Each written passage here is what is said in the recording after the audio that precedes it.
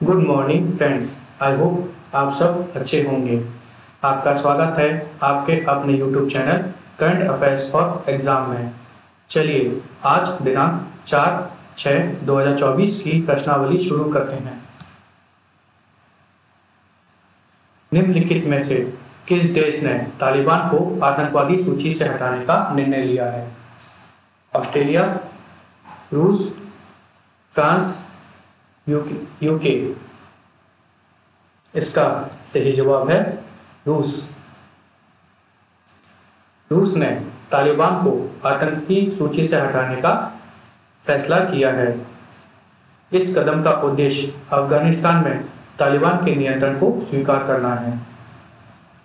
चलिए अगले प्रश्न पर आते हैं।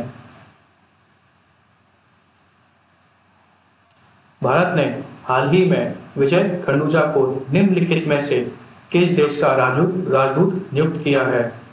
Congo, Gabon, South Africa, Cameroon. इसका सही जवाब है कैमरून।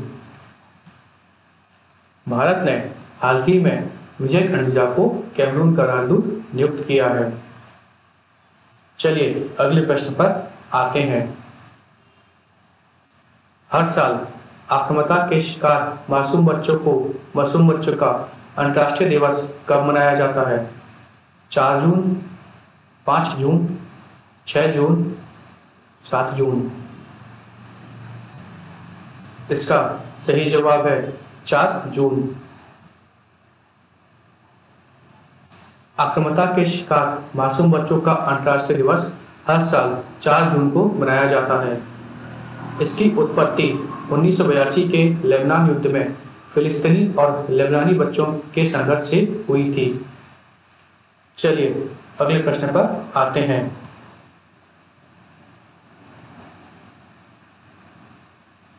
निम्नलिखित में से किस राज्य सरकार ने हाल ही में गुटखा और पान मसाला पर 1 वर्ष के लिए प्रतिबंध लगा दिया है? मध्य प्रदेश, कर्नाटक, केरल, तेलंगाना। इसका सही जवाब है तेलंगाना।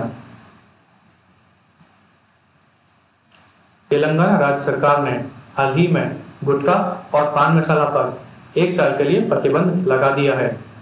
यह निषेध खाद्य सुरक्षा और मानक अधिनियम अर्थात food safety and standard act 2006 के तहत लागू किया गया है। चलिए अगले प्रश्न पर आते हैं। हाल ही में किस शहर में इस्पात पर अंतर्राष्ट्रीय सम्मेलन का आयोजन किया गया? रांची, भोपाल, जयपुर, पटना। इसका सही जवाब है रांची। हाल ही में रांची में इस्पात पर अंतर्राष्ट्रीय सम्मेलन का आयोजन किया गया। चलिए अगले प्रश्न पर आते हैं। निम्नलिखित में से किसे नेशनल एसेट रिकंस्ट्रक्शन कंपनी का एमडी और सीईओ नियुक्त किया गया है? दिलीप सांघनी, पी संतोष, अरविंदु प्रकाश, गुरदीप सिंह। इसका सही जवाब है पी संतोष। पी संतोष को नेशनल एसेट रिकंस्ट्रक्शन कंपनी का एमडी और सीईओ नियुक्त किया गया है। चलिए अगले प्रश्न पर आते हैं। हाल ही में निम्नलिखित में से कौन सा देश वियना में परमाणु सुरक्षा पर अंतर्राष्ट्रीय सम्मेलन की सह अध्यक्षता करेगा? Spain, Poland, Kazakhstan, Latvia. इसका सही जवाब है कजाकिस्तान। हाल ही में कजाकिस्तान ने वियना में परमाणु सुरक्षा पर अंतर्राष्ट्रीय सम्मेलन की अध्यक्षता की। चलिए अगले प्रश्न पर आते हैं।